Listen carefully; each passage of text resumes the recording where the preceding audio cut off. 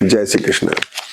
मकर राशि और मकर लग्न आपके लिए सबसे इंपॉर्टेंट वीक है। इसलिए वीक है कि चंद्रमा ऐसे ग्रह होते हैं जो जहां बैठते हैं वहां के लिए कंसर्न डेवलप कर देते हैं।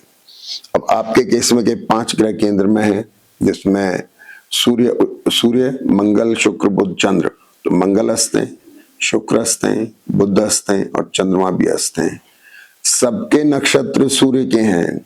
अष्टमेश, अष्टम भाव जो हुआ थोड़ा सा क्रिटिकल होता है, इसलिए हेल्थ का विशेष ध्यान रखना है। एसेट को लेके नेचुरली एसेट को लेके कंसर्न डेवलप हो रहा है। अब यहां पर क्या हुआ कि 3-4 कॉम्बिनेशन बने। चंद्र बुध एक बड़ा एक्सीडेंटल कॉम्बिनेशन है, सडन इफेक्ट देता है। यानी कि कभी एकदम से मसल्स में खिंचाव आ गया, कमर में दर्द हो गया, या एकदम से अप्स एंड डाउन्स आ गए, ये चीजें होती हैं। 6th लॉर्ड होने की वजह से जिनके चार्ट में सेंसिटिविटी है, जो चार्ट जिनका कंप्रोमाइजिंग मोड में है, चैलेंजिंग मोड में है, उन लोगों को थोड़ा सा ध्यान रखना चाहिए। ऑल ऑफ सडन उनको फाइनेंशियल अरेंजमेंट करने पड़ सकते हैं, क्योंकि गुरु 6ठे भाव में है। वक्री हैं लेकिन उनका अपने करेक्टर है, 6ठे भाव में बैठ करके कुछ फाइनेंशियल मैटर्स को डिफाइन करते हैं। द्वादश भाव पर दृष्ट हैं, खर्च करवा रहे हैं, इसमें कोई दो राय नहीं।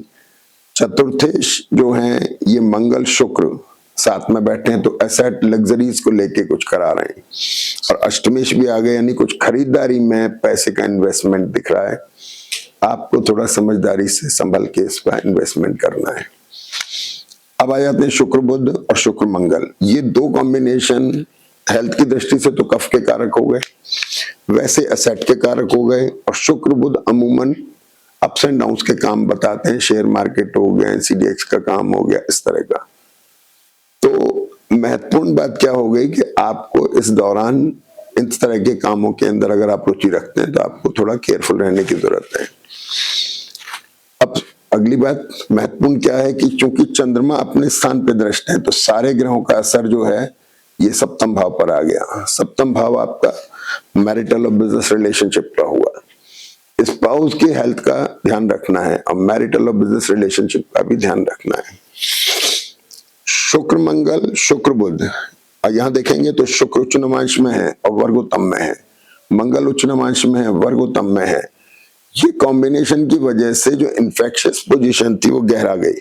ग्लैमर यानी मेंटल अगर इन्फेक्शन माने तो आप किसी पर्टिकुलर थॉट से ऑब्सेस्ड हो गए, मुझे तो ऐसा ही करना है, आपके ऊपर ग्लैमर हावी हो गया, आप उससे लेकर के डिसीजन ले रहे हैं। तो हम अपनी ओरिजिनल जो उसकी ओरिजिनलिटी है उससे हम थोड़े दूर हो गए। ये मेंटल। फिजिकल इन्फेक्शन के अंदर cough, cold, tooth problem, hernia, appendix, stone, arthritis, sugar, thyroid, जिन वो रहती है उनको विशेष ध्यान रखने की जरूरत है। तो ये फिजिकल, मेंटल, फाइनेंशियल इन्फेक्शन अमूमन पैसे की थोड़ी सी खिंचाव रहता है।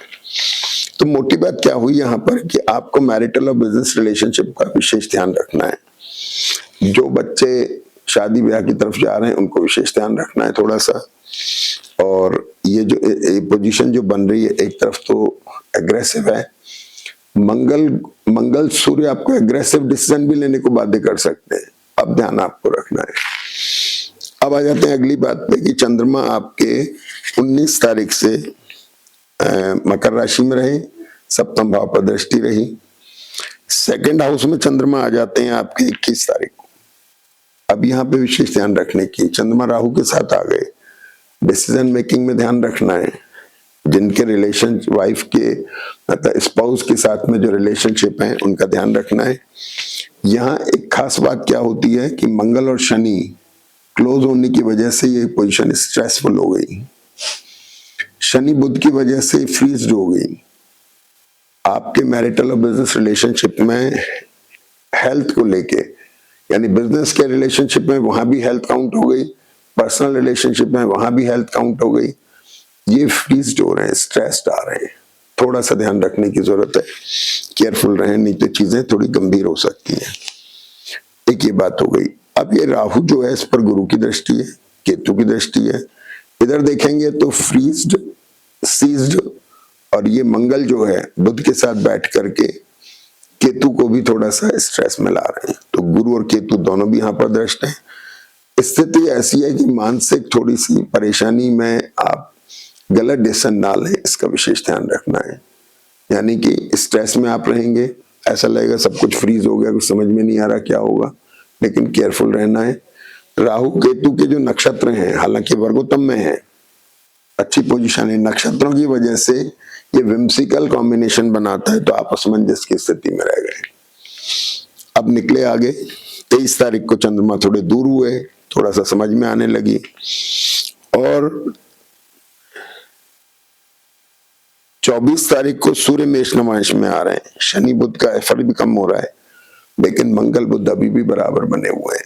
ये धीरे धीरे पोजीशन थोड़ी दूर हो रही है, तो थोड़ा मंगल शनि का स्ट्रेस तो बना हुआ है, लेकिन थोड़ा रिलीफ मिल रहा है। अब आ जाइए 23 तारीख को चंद्रमा आ गए मीन राशि में। यहां फिर ध्यान रखने की जरूरत है। क्यों ध्यान रखने की जरूरत है? कि हम अभी भी चंद्रमा और बुध के बीच में राहु है। चंद्रमा रिडिफाइनिंग मोड में आ गए, पुनर्विचार चल रहा है, सोच विचार चल रहा है आपके रिलेशनशिप को लेकर के, रिलेशनशिप आपके बिजनेस मैरिटल रिलेशनशिप को लेकर पुनर्विचार चल रहा है। लेकिन चंद्रमा बुध, चंद्रमा सूर्य, चंद्रमा शुक्र और चंद्रमा मंगल, इस कॉम्बिनेशन की वजह से राहु जो है थोड़ा सा स्ट्रेस्ड हो गया, ये एक बात रही। और 25 तारीख तक ये चंद्रमा मीन राशि में वर्गोत्तम में है, 7:48 से 13:36। फिर ये मेष राशि में आ जाएंगे, 13:36 से 19:22। ये वर्गोत्तम की पोजीशन चंद्रमा की है, इसका फायदा उठा सकते हैं कुछ नई शुरुआत करने में, बिजनेस टाइप्स करने में, मुहूर्त करने में, इसका फायदा ले सकते हैं। तो कुल मिलाकर के चीजें बिगड़ने के बाद वीकेंड में सुधरती दिख रही हैं, तो लेकिन थोड़ा संभल के निकलिए वक्त। जय श्री कृष्ण।